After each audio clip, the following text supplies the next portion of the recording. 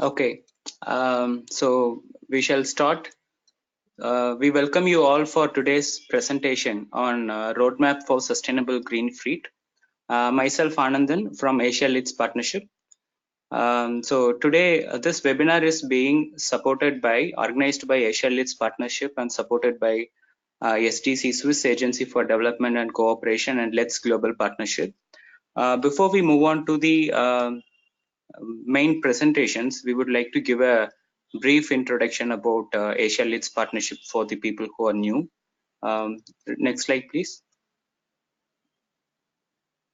So ALP is a voluntary regional network promoting low emission development strategies in Asia. It is one of the 4 regional platforms of Let's Global Partnership, that which brings 300 plus institutions, government agencies, technical institutes, etc.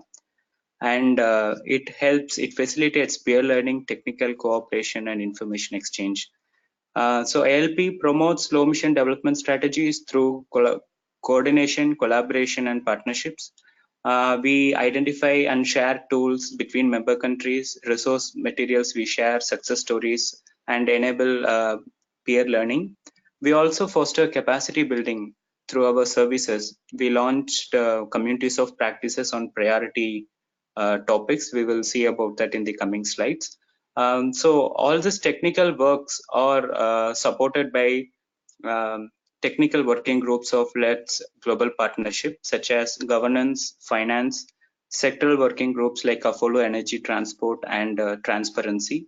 And now Let's GB is hosted by GIZ. Next slide, please. So about communities of practice. ALP has launched 4 communities of practice on priority topics.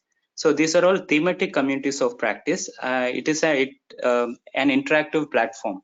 It brings practitioners, experts, national, subnational government people in one platform. It provides opportunity to share and learn from each other. COPs are member driven. So based on the priority topics that we hear from member countries, from the members, we organize webinars such as these and in-person workshops. So these are the 4 communities of practices that we have launched in 2018. Grid scale renewable energy, clean mobility, multi-level climate governance, and NDC finance. So around 200 participants from 16 plus Asian countries are members of communities of practice, ALP communities of practice. So when one becomes member of this communities of practice, they get access to resource materials, success stories, tools, and other materials of the partnership. They also get no cost technical assistances. They get opportunity to participate and peer learn from in-person workshops, etc. Next one. Yes, about this clean mobility communities of practice, the focus area of this clean mobility corp is to move towards clean mobility by strengthening the operational and energy efficiency of public transport policies and systems and electric mobility. This is the overarching priority area of this clean mobility communities of practice. So last year, based on members' request and needs, we organized a couple of sessions, one on enabling transition to electric mobility in public transport fleet, and the other one on enabling transition to electric mobility in intermediate public transport fleets. So this time we are dealing with green fleets, and in the coming sessions, we will identify a topic that is of members' interest. These COPs are launched to enable sustained learning on long-term basis. So we encourage members to get back to us and let us know what is a priority. So through Asia Leads Partnership, we will support the countries. So the ongoing technical assistances under the Clean Mobility Corp is listed here. One is with Sri Lanka. We are supporting the country to come up with a framework for national electric mobility policy. This is an ongoing work. With Bhutan, we are supporting them to prepare a study on bus rapid transit system. This is also an ongoing work for Thimphu city in Bhutan. And a few other upcoming activities are like, as I informed, few online sessions are planned in the coming months on the priority topics to be identified based on members' need. And one in-person workshop is also planned earlier of next year. We are also planning to provide further technical assistances to some Asian countries. Vietnam is one of those. Next one. This is one of the climate help desk. This is one of the services provided by the partnership. So the climate help desk services are available at no cost to developing countries and others, consultants, technical institutions, and others who work directly with the government agencies to implement their NDCs, LETS, and transparency system. These are some of the ongoing. So Mongolia is ongoing technical assistance. The rest have been completed. Next one. So this is just to give a very brief introduction about Asia-LETS partnership. And coming to today's agenda, after this, Sure from ICLEI World Secretariat will present about urban green fleet, and he will give a broad overview. And followed by that, Dr. Zi Fangyin from Ministry of Transport of China will share her experiences in urban green fleet development policies in China. And then we will have Q&A sessions. Before I hand it over, I would like to give some housekeeping rules for today. For most part of the session, participants will be in mute mode. We will unmute you during Q&A session. This is just to avoid chaos, noise. So during question and answer, participants will be unmuted to allow them to ask questions. You can also type in your questions at any point of time. We encourage you to do so. So even before Q&A session, we know what questions are coming. And when you do so, please indicate to which speaker the questions are directed to. And if you have any technical challenges, you can send your questions through this chat box option that you see below. May I now call upon my colleague Avantika to take over.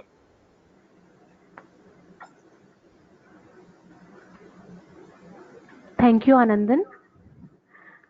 I'm Avantika Arjuna from ALP. I would like to thank Anandan for briefing us on the webinar and all the activities which are being undertaken under ALP.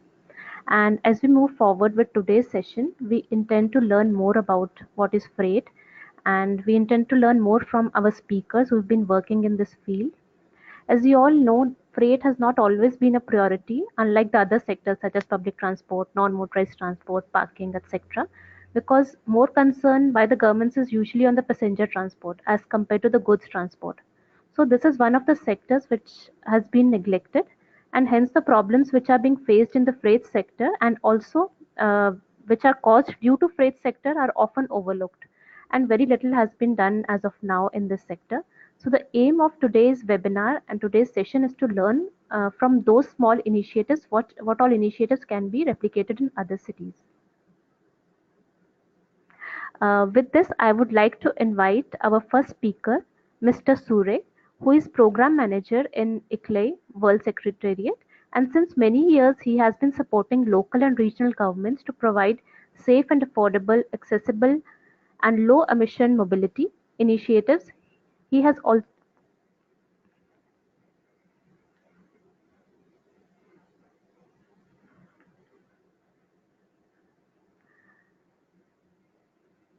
also been working on eco-logistics projects in 3 countries, which are being supported in India, Argentina, and in British Columbia. I would request Mr. Sure to start his presentation. His topic would be today to cover upon case studies which he's been looking at, and also the approaches and objectives which can be set and the strategies which can be adopted by other countries. I would now hand over to Mr. Sure to make the presentation. Thank you, Anandan and Avantika, for the opening and also the introduction. It's been a great pleasure to be speaking today at this ALP event and also webinar. My name is Zure Chen. I'm currently the Program Manager and Global Coordinator in the portfolio of Sustainable Mobility of ICLEI World Secretariat based in Bonn in Germany. And as Avantika briefly mentioned just a few minutes ago, logistics is still an issue that's beneath the radar. While cities are working towards providing sustainable mobility plans and sustainable mobility infrastructure to its citizens and residents, cities care more about passenger transport than freight transport. That's because there are quite a lot of barriers and also such a quite tall order for cities to really look into the problems and issues in the area of urban freight. So for those who are not familiar with ICLE, let me briefly introduce our work worldwide. So ICLE is a city network working with 1,750 cities worldwide and in almost all continents, and particular with cities in emerging areas as well. And these efforts actually cannot be achieved without ICLE's worldwide regional offices and the regional secretariats, and currently the number is growing, and we have now 22 regional and world and country offices and secretariats. So for ICLE, before coming into what I'll be speaking in the next probably about 10-15 minutes, so at ICLE we're working in a few thematic areas such as renewable energy and climate actions and resilient cities, circular development, and also mobility, in the hope that cities will achieve a low carbon development, a resilient development, a circular development, a nature-based solution oriented development, and also to make cities a more equitable and fair space for people to live in. And we know that transport is actually the cornerstone of the sustainable development for cities in particular. Nowadays, we see the emerging, the booming of the economic activities in many cities and regions. And that comes with the cost of the increasing number of urban freights. And that's why at ICLE, we're looking into the roots of the problem and see how we could work hand in hand with the cities to tackle these issues. So why urban freight? We know that urban freight is ubiquitous. Just a quick invisible show of hands with yourself, who use urban freight today? Probably just one or two of you, of the attendees, but actually the moment the coffee I'm drinking and the pen I am using or were actually transported through urban freight services, which means urban freight is closer to us than passenger transport is, even though it could be one day on a weekend that I don't want to go out, but still, despite the fact that I don't use any passenger transport, I still use a lot of freight transport, or I have used a lot of freight transport for the goods and the inventories in my house or in my workplace.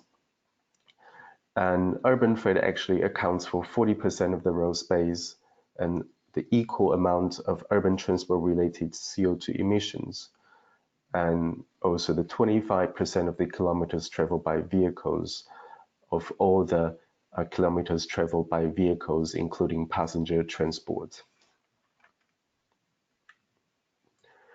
And among all the modes of transport in urban freight, road transport still accounts for the majority of the trips that's delivered or accomplished by urban transport in the freight sector.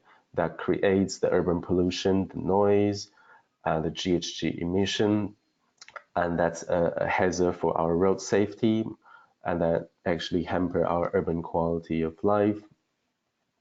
And in particular, the road transport creates a further the negative environmental impact, social impact, just for the sake of economic growth. And from ICLE, as I mentioned earlier, we are starting to get our head around this urban freight through a few projects, in particular this project called Ecologistics, working with 3 cities in Colombia, 3 cities in Argentina, and 3 cities in India, through across the duration of for 4 years to really look into the discrepancy between national policies and local regulations or local initiatives. and to get to bring all the stakeholders on the table and to understand who the stakeholders are, and also to understand the technologies that could be applied to the transformation of the zero emission or low emission urban freight. And for the objectives of this project, we from ICLE have been working with the cities to understand, as I mentioned briefly, who the stakeholders are, which I will then explain in more details.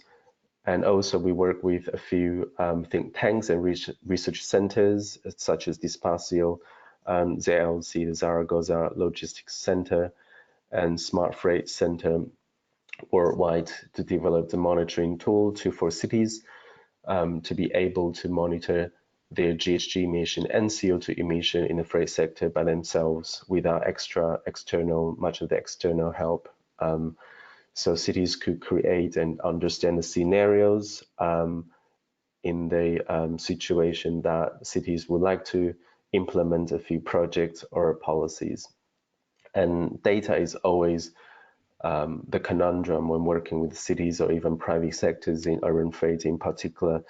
The difference between passenger transport and urban transport is that for passenger transport, it's a more regulated and mature market, and it's a more legit area, which means for the passenger transport providers are more or less under the control of city governments, if not state government.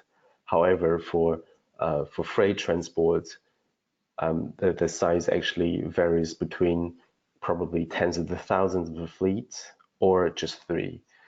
So in a given city, a vibrant city, the number of the private logistics solution providers could be ranging between 500, 1,000 or 2,000, and these numbers are actually a guesstimation, because cities usually don't have the precise and accurate number of exactly how many operators are doing their business in cities.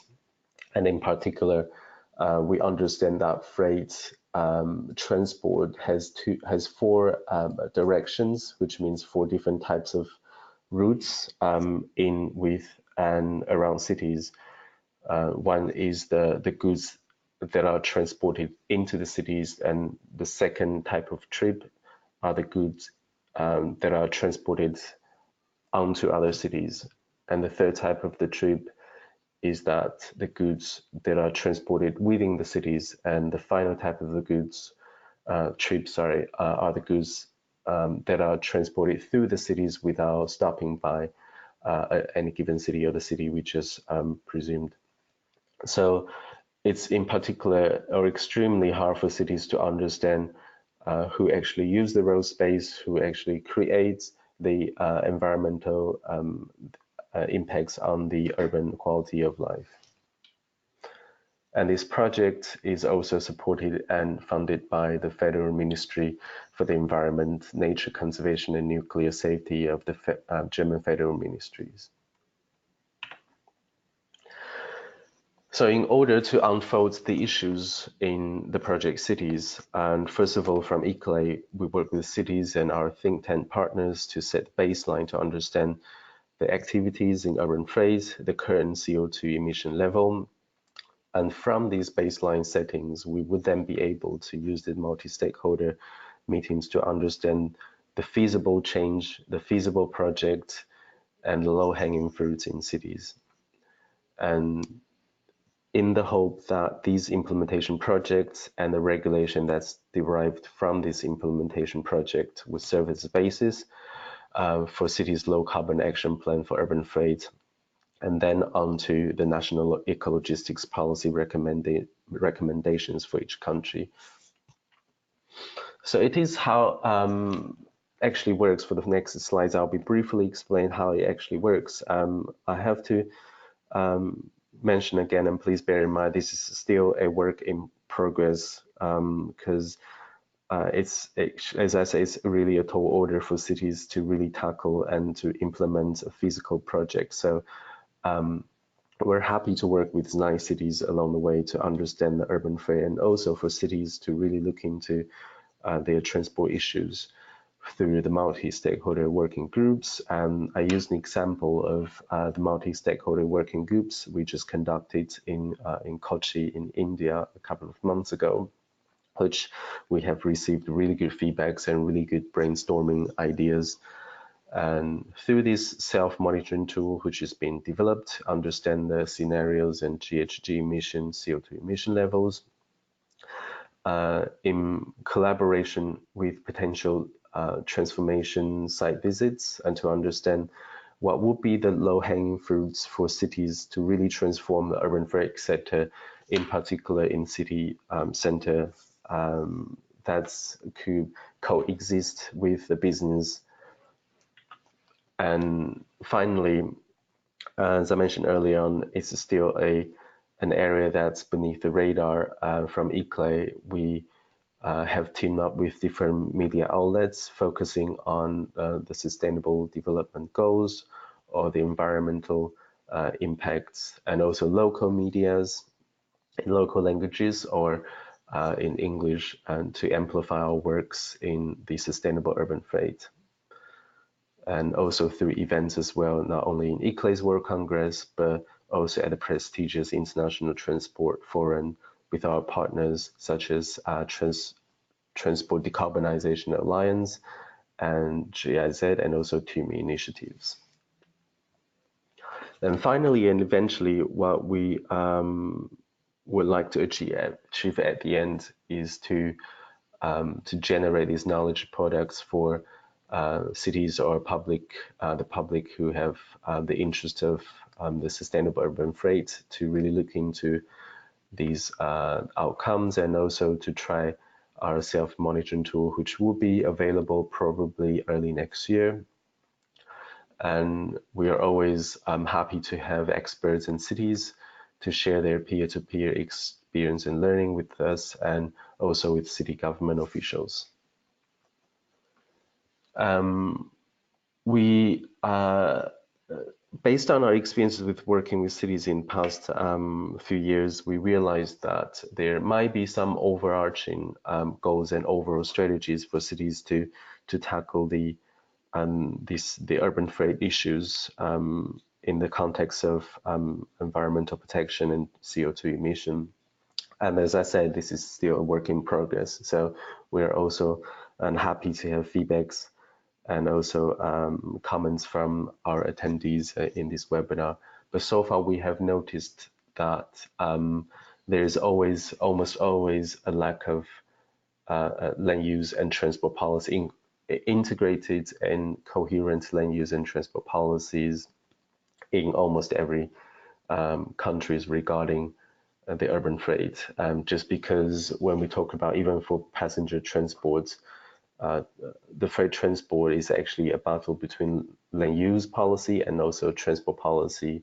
And there's always a trade-off between the availability of space in urban area, the curbside, and the limited time that allows, say, the load and unload activities going on. So how to actually make the most of the integration of the land use and transport policy, or even the integration of the two, is really essential.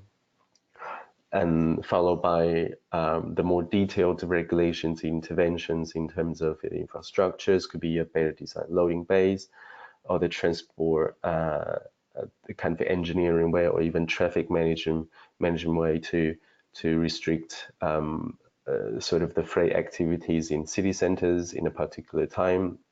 Or even cities could use the environmental policy or even licensing and taxation to regulate the use of vehicles, whether the vehicles should abide by the regulation of, say, Euro 5, Euro 6 engine, or the size of the vehicles as well.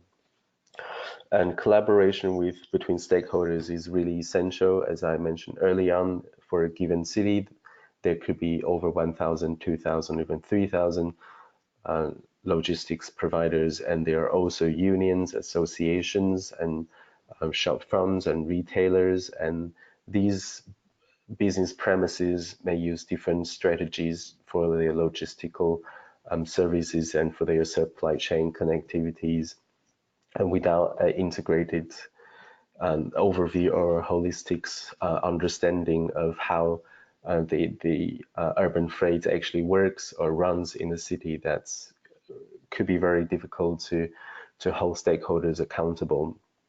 And that followed by the data collection, the available data, because usually stakeholders, particularly the private companies, are not the clientele or the group of stakeholders that are willing to share the data, because that's their business know-how.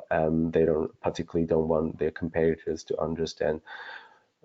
In this regard, it's particularly tricky for cities to really to bring the stakeholders to the table and to get hold of their data for a more holistic planning for urban freight sector, the operations, and this even to decide the location of the logistics hubs or consolidation centers.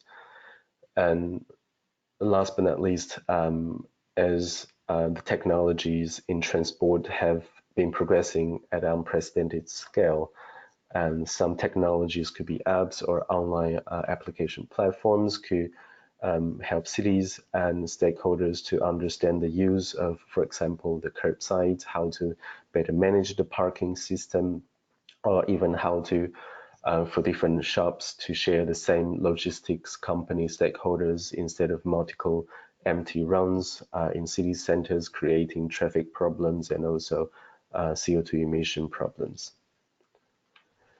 And I think this is the last slides of mine, and thank you very much. And as I said, it's a really complicated area for urban freight, so I'm happy to discuss further in today's webinar. Thank you.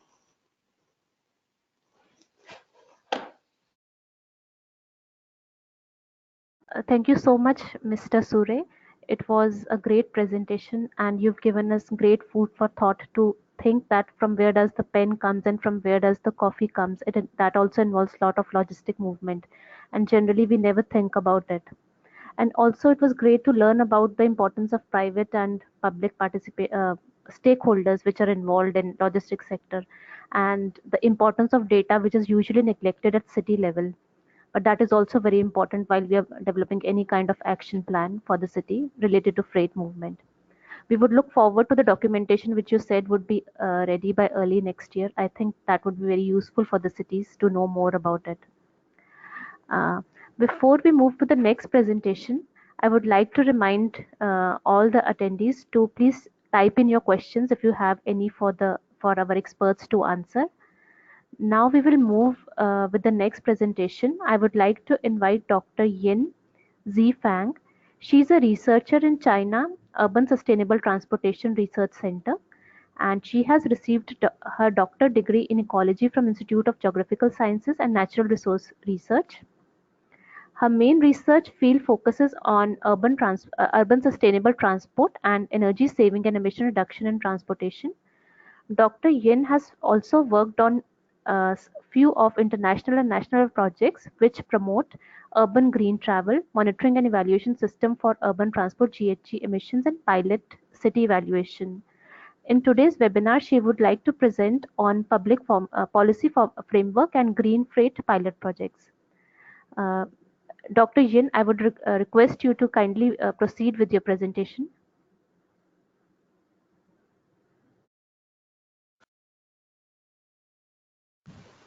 Okay. Can you speak me? Okay. Okay. Good afternoon, everyone. It's a great honor for me to join the telephone conference. Many thanks to invite me. As requested by the Secretariat, I will talk about China urban green freight development policies. Let me first introduce the current situation of urban freight in China.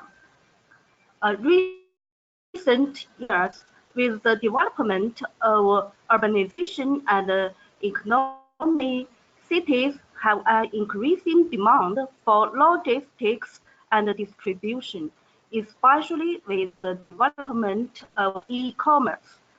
And the demand for urban freight distribution is growing rapidly.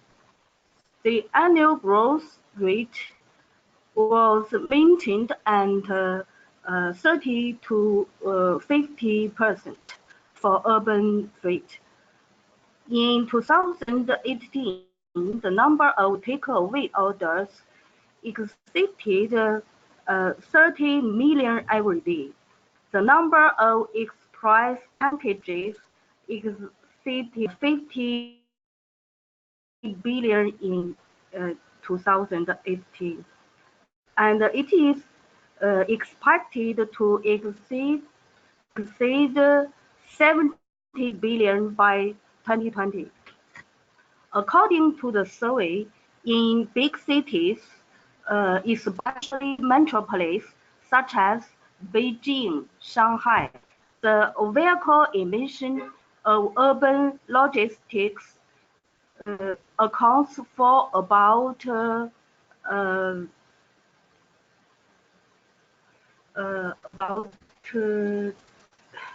1 to 3 of the total emission of urban automobile exhaust. I think from the management difficulty and the effect to the freight management is easier to use the obvious effect than passenger transport and private cars. Following, let me sharing with you the policies from Ministry of Transport on the low carbon transportation. It should be said that from the period of 5 years, that is to say from 2011, central government level attaches great importance to energy conservation and emissions reduction in the field of transportation.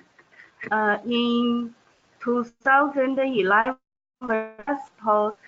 Transport launched a guideline on the construction of transportation system and the pilot work plan for the construction of carbon transportation system. Then, during 5 years, invested about 300 million yuan to support low carbon transportation, including clean energy vehicles, intelligent buildings technologies, and so on. On national level, on specific implementation, firstly, set up 10 cities, 100 projects, 1,000 companies and pilots. Then in 2013, MOT launched the guideline on accelerating the development of green, circular, and low carbon transportation. The scope of pilots construction was expanded by 2015. There in all 37 cities became the pilots on the low carbon transportation. Actually, at that time, urban freight didn't get enough attention. Therefore, it doesn't seem so important in the whole carbon transportation system. I think there is a rapid growth for urban freight between 2015 to to 2016. So in 2017, MOT issued guidelines on comprehensively and thoroughly promoting the development of green transport. This is the first time to put forward urban green fleet. And from okay, and from 2017, state council began to pay more attention to green fleet. Here I list 8 policies ensured by state council or MOT or the Ministry of Commerce, National Development and Reform Commission, and other ministries. The first in 2017, State Council issued opinions on further promoting the cost reduction and efficiency increase of logistic industry and promoting the development of real economy. In this document, many technologies and measures are mentioned. For Ignite Plus, vehicles cargo matching, capacity optimization, transportation coordination, warehousing, promoting standardization and lightweight of freight vehicles, key logistics, technical equipment, and so on. This document is focused on top level design. Next, based on the above document, 40 ministry and commissions issued action plan for promoting healthy and stable development of road freight industry in 2017. This plan required improving city logistics distribution system, especially for green urban logistics by using logistic demand management, technical management of vehicles, and corresponding infrastructure. For example, promoting the use of electric non-stop charging system, ETC, and no cash payment for free vehicles. For fresh agriculture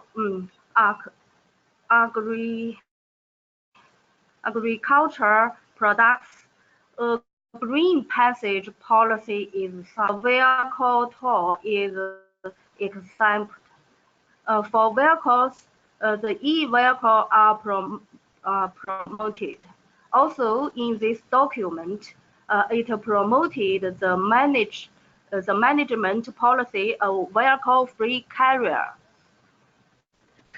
At the end of 2017, action plan for efficient distribution in urban and rural areas is there are many measures in this plan that I can only introduce some of them about green urban fleet. The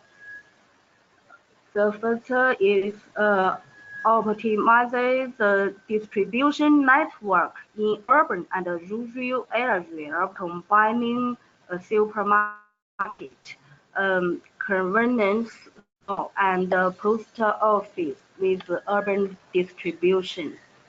The second is encourage the development of platform logistic enterprises and car-free carriers. And establish industry standards such as vehicle package and the scale of pallet. Implement green warehouse emphasis on the promotion and application of new materials, new technologies, and new equipment, such as green building material, solar power generation on warehouse roof, energy saving technology in cold storage, energy saving lamps, and electric forklift trucks. To promote the use of new energy and clean energy vehicles and subsidy on the purchase and use. Support the development of semi-trailer swamp, multimodal transport. Promote the use of clean packaging technology, use of packaging products and various reduce raw materials and energy consumption.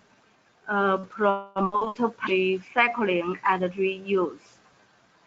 Nearly same time, MOT together with Ministry of Public Security and the Ministry of Commerce send the notice on carrying out pilots of urban green freight distribution.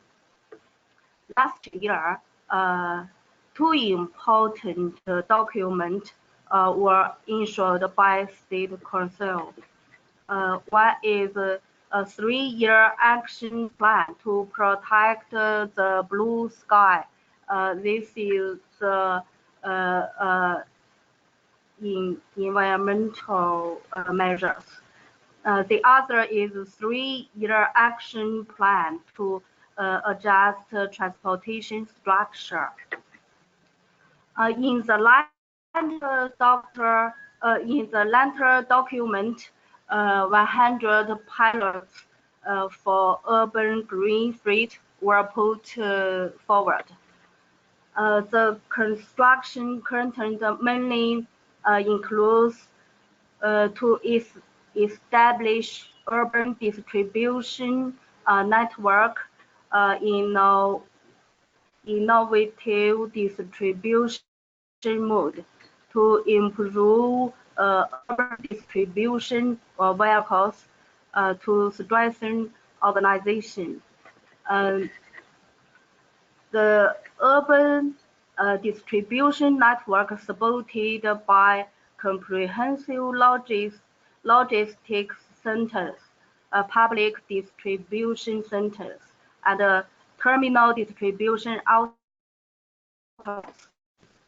Innovate distribution models, develop various forms of intensive distribution, such as joint distribution, unified distribution, centralized distribution, and night distribution. About vehicles, to promote the standards, specialized one-body trucks and clean energy vehicles. About organization will establish the leadership and the coordination mechanism of pilots with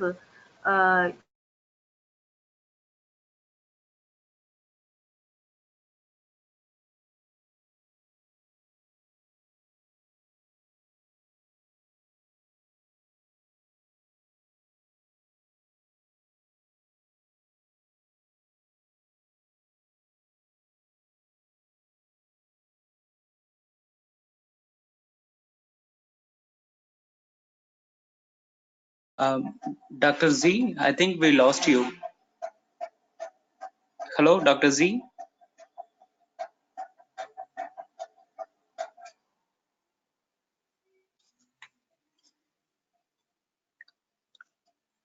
Hello, Dr. Z.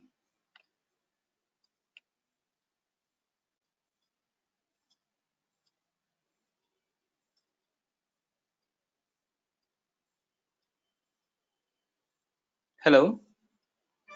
Avantika, can you hear me?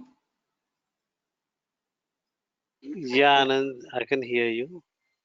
Yes, Okay. Anand, we lost Yes, Dr. I Z. think I think we lost Dr. Z. All right. So maybe we will wait for her to join, or and maybe in the meantime we can discuss with Sure if we have any questions. Okay. So we have the first question for Sure is this question has come from the audience.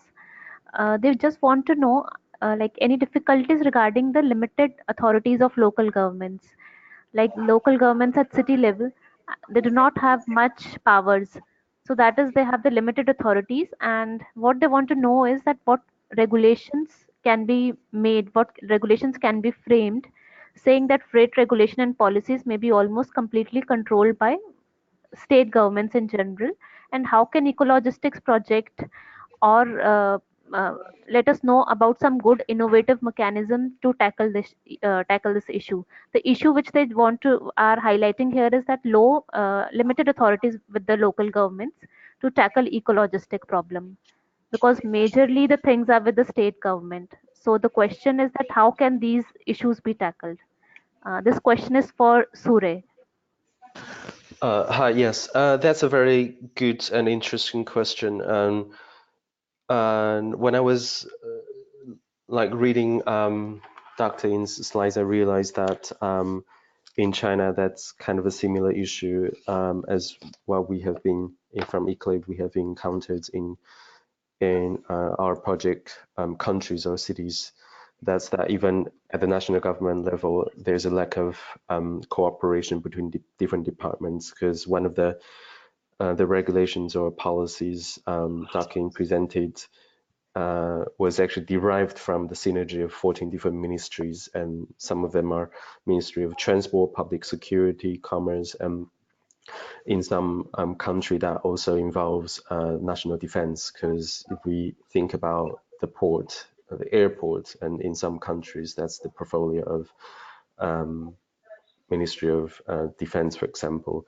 And as to for the local level, so that doesn't make things much any easier, because at the national level there is a lack of coherence already.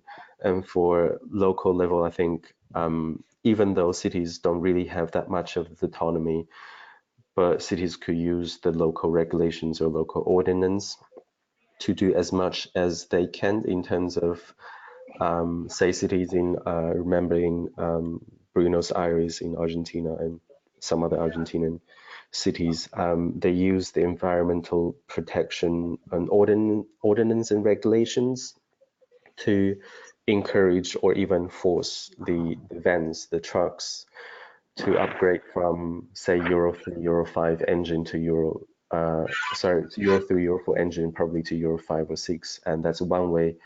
Not saying it's a long-term solution, but that could be a way to provide some sort of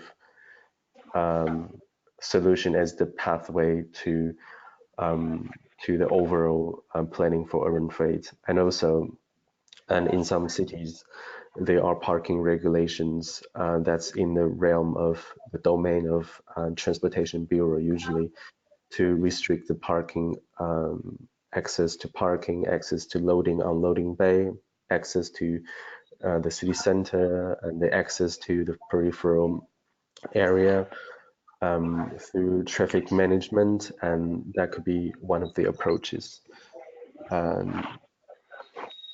So that's the, I think that's, and also for And in some cities, especially for cities that are planning a new districts, a new zone, or even a new town, sometimes the urban planning departments or civil work departments could implement some sort of regulation, again, to restrict the access to a certain type of vehicles, such as vehicles heavier than 7 tons or 12 or 3.5 tons. It varies between, it actually depends on the planning of the streets in the city center.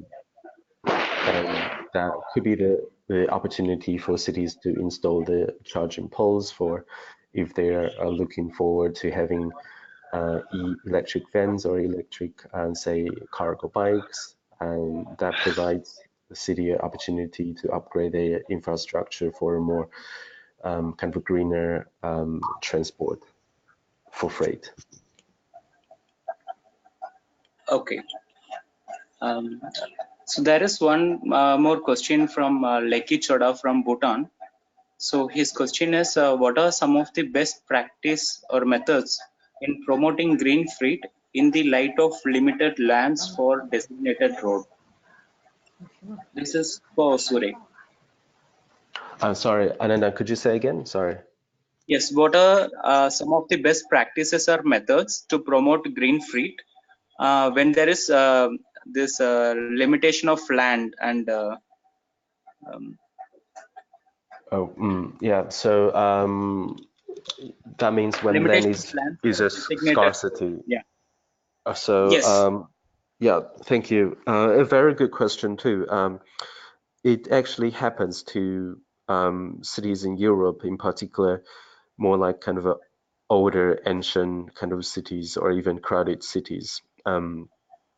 Berlin is one, even though Berlin is not really kind of old compared to some other European cities, but Berlin has a problem with increasing urbanization and population growth, and that restricts the access to streets in city center. And one thing, I think, a couple of things this the city of Berlin has done with the private stakeholders is to encourage the logistics providers to share one single consolidation center. Usually the large logistics providers will prefer to own their logistics hub or their consolidation centers somewhere in the peripheral region of the city. But that creates the problem for cities having scarce availability of land mass. And so say some European cities encouraged logistics providers such as DHL, UPS, Hermes, and could be TNT, all those major players to share consolidation centers, not only in peripheral region, but also in city center, and to keep the size small and compact so that that could reduce the trips and reduce number of trips and reduce the length of trips, and so that the providers could use cargo bikes to transport goods in city center without occupying too much of the space and without creating further congestions. That's one way. Or the alternatively, for shop owners, as of the same streets usually or in the same commercial areas, could share one drop-off area without goods being delivered to their shop front. So shop owners could plan together collaboratively a designated area for all the logistics provider to drop off the goods just in one space. That space could be quite compact, a size of a container, and so that will reduce the number of trips, multiple trips by multiple providers to multiple shops. And in the meantime, that could also reduce the size of delivery vehicles, again, from then more probably to e-scooters, e-bikes, or e-motorcycles. And so I think that could be one way of working around the scarcity of the resource.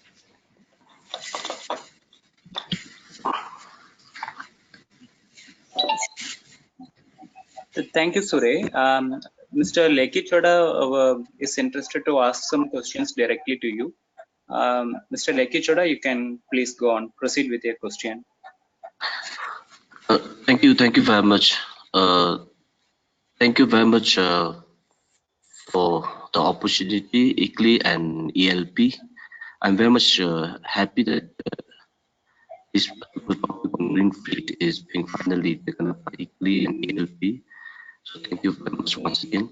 My question here to Mr. Suri is on traffic congestions in Bhutan. As a very small nation, as a developing country, we are into increasing number of free transport here and there, connecting many parts of the nation across board. So the very challenges that we are having here is in terms of implementation and monitoring of the free transport. Because in the capital city of Thimphu, we are having a huge problem in traffic congestions caused by the fleet transport. So I would like to ask Mr. Surya on how do we deal with such issues in terms of, because other modes of the fleets are not serving the purpose in terms of construction and industries, but then of the construction and industry sites are located in urban areas. So then they have to, by no options, I have to travel here and there carrying loads which cannot be carried by the light duty vehicles. So that's why, in the light of all those challenges, what do you recommend for the country like us, a small nation, to in terms of monitoring and putting in place some sort of policies and strategies to have traffic congestion? Thank you. Thank you. Sorry, your voice broke a little bit, but I would try to answer your question. I think your question is about how to properly monitor the freight transport, especially with regard to the urban congestion. If I got it right. If not, please let me know. And I would say it's difficult for monitoring the freight transport. I think the most important step is to probably understand who the players are. Yes, sir. Yes, thank you. And the barriers we have encountered in some cities is that the private stakeholders and companies are suspicious about working with cities, because I think like everyone could imagine that if cities send you a letter asking to come to this meeting in the city hall, you'll be quite hesitant about whether I should go. Is this going to be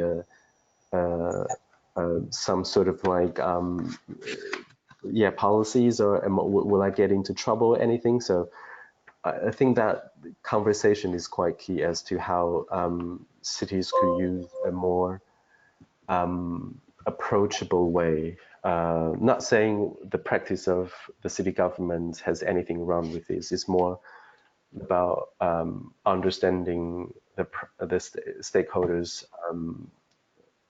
the language. That's for sure.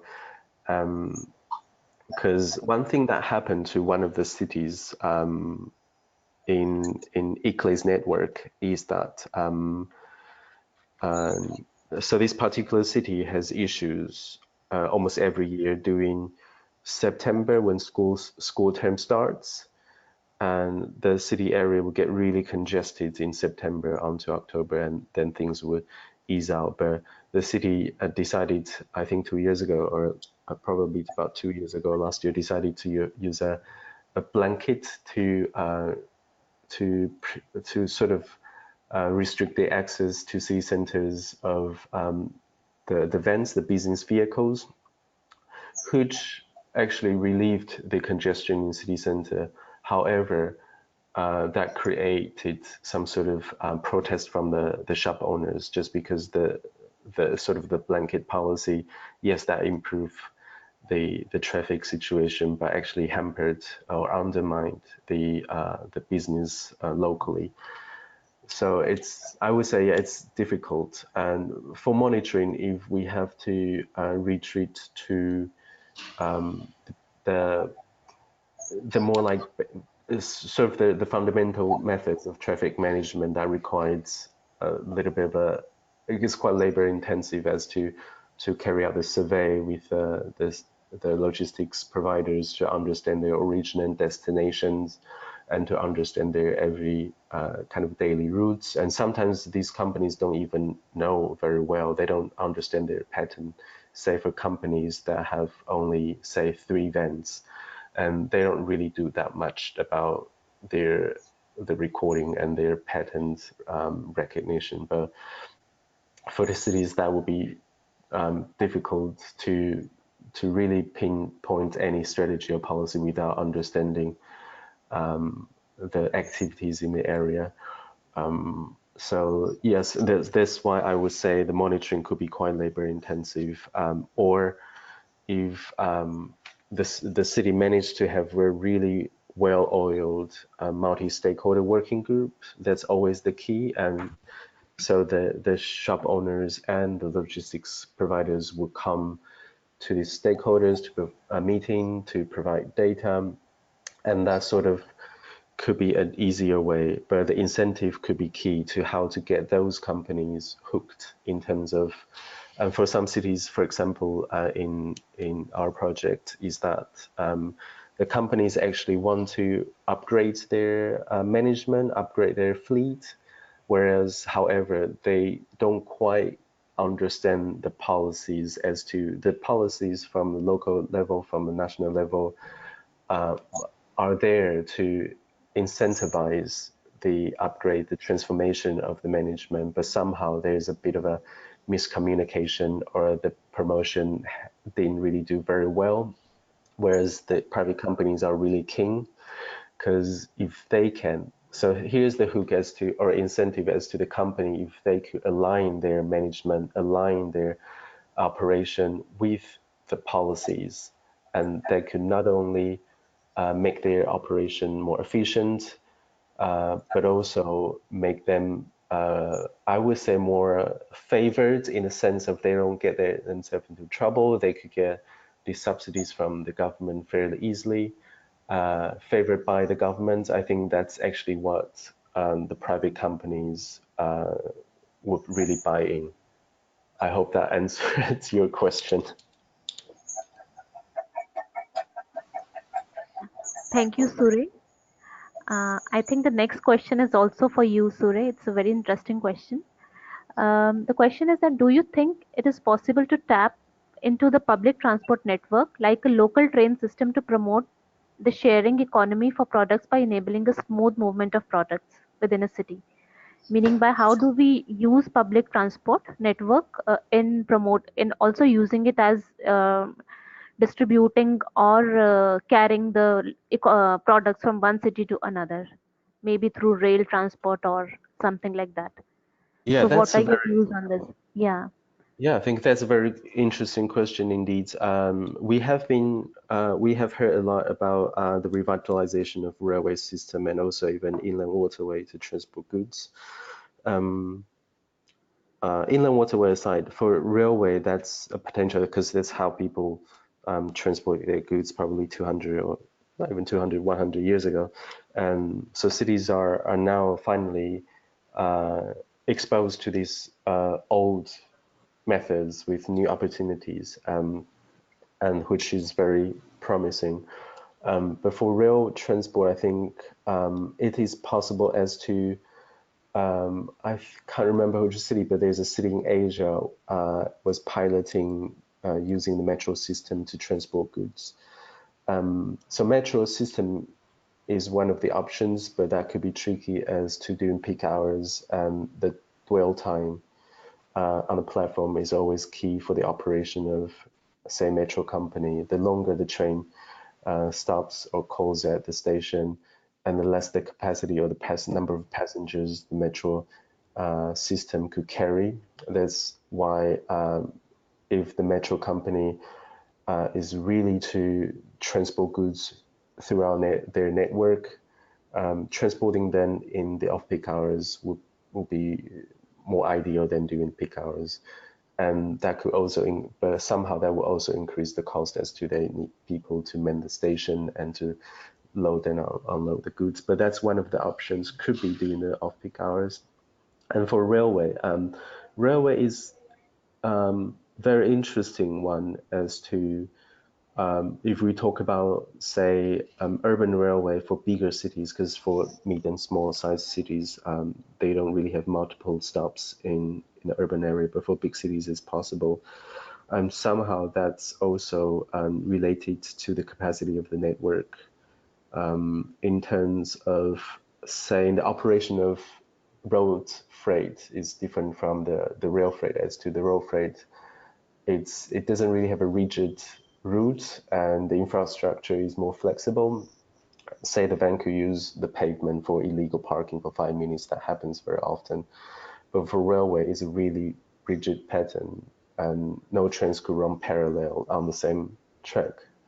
That's why to schedule a freight train into the existing capacity will be challenging.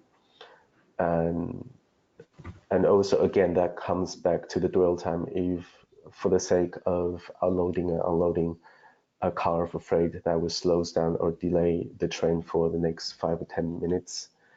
And then if it so happened that you have a faster train behind you, and this local train carrying goods will have to wait another 20 minutes to give way to a faster train. And that will create further delay in the journey, and also there's a ramification to the rest of the network. So I think railway, it's doable, it's possible, and that was successful before. But nowadays, I think for many cities, for the past probably at least 50 years, if not 100, that the railway network has never expanded, whereas the number of passengers has actually increased exponentially. And that's why cities are putting, or the authority or the operators actually put more trains onto the already crowded capacity network. So it's very interesting, but there's also another discussion about the infrastructure for railway and also the capacity for freight transport.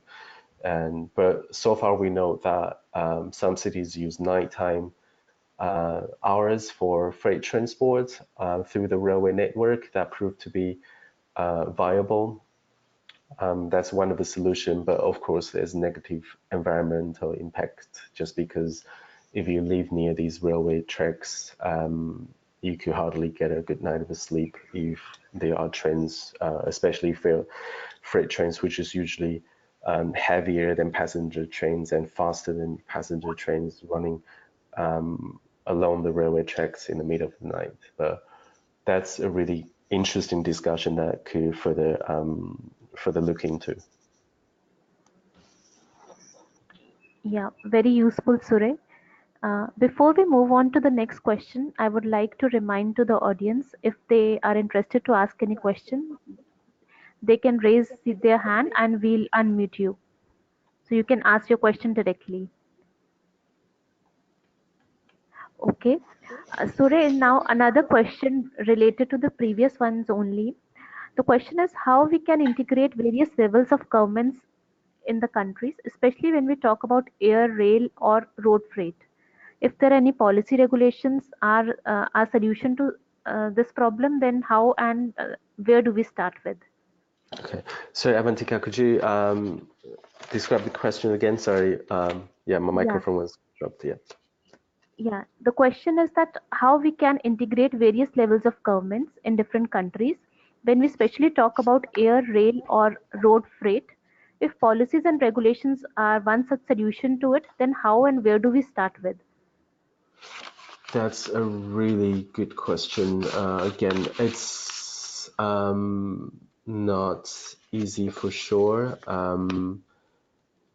because the essence of freight transport, if we look into the core of the question, is that the freight transport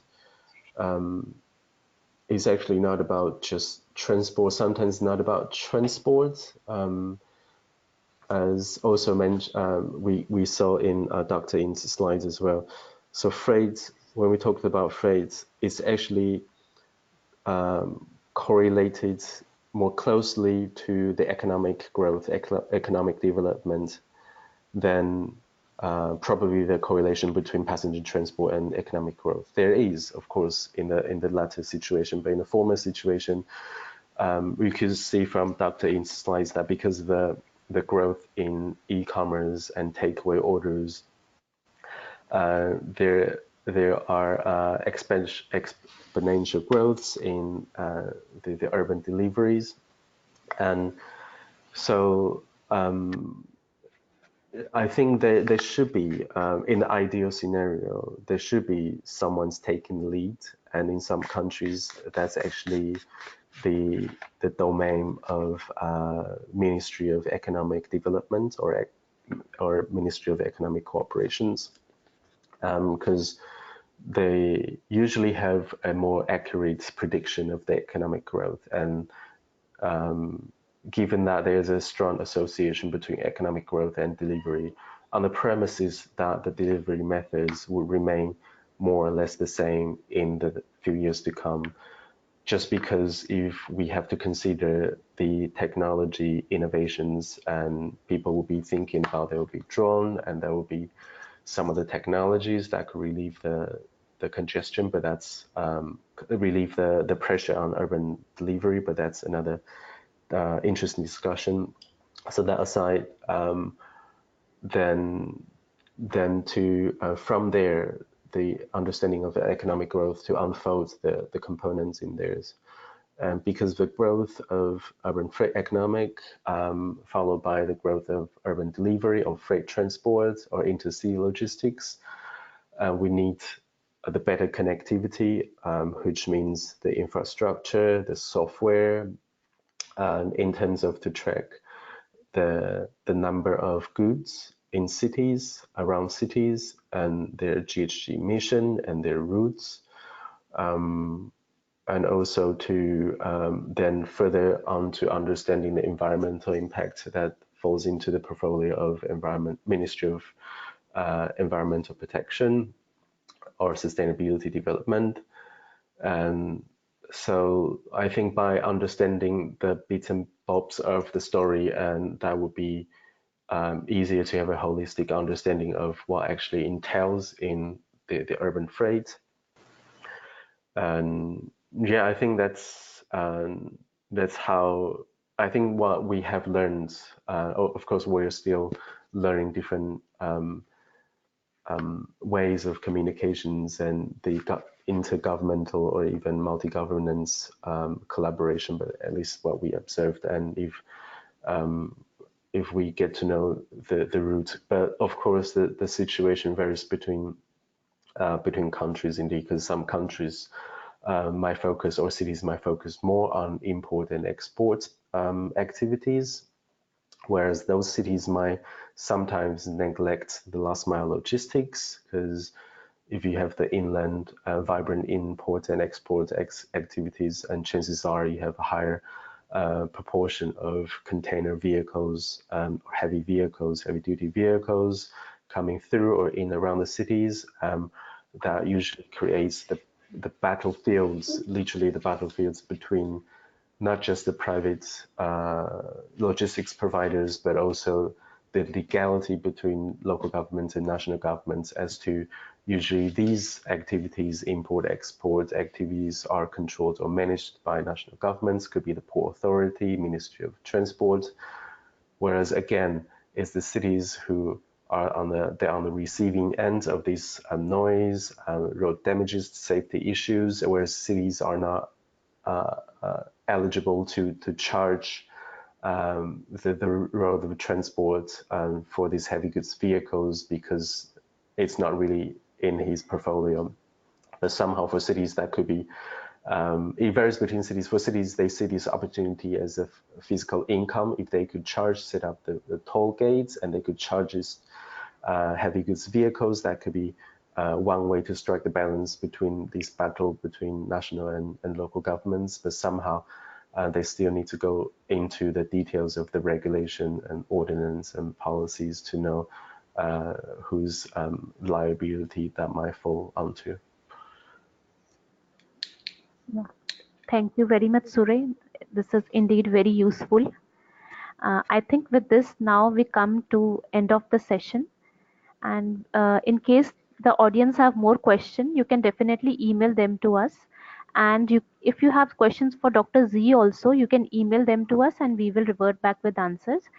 Uh, hope the discussions happened today have been very useful for all the participants. And we also request you and encourage you to visit regularly our website for more details and for the upcoming activities which are planned under different community of practices. And you can also write back to us. And there, before we leave, there is a questionnaire at end of the webinar which we would request you all to participate in. It will just take another minute of yours. Anandan, are we done with this, or you have any other suggestion? Then we can close it. No, good from my end. Thank you, Avantika. Yeah. Thank you everybody for joining. Thank you, Dr. Z, and thank you, Surya, for all your valuable presentation and your answers. And they've been very useful for everybody. Thank you so much. Thank Thank you you very very much much. for having me. Thank you. Yeah. Thank you.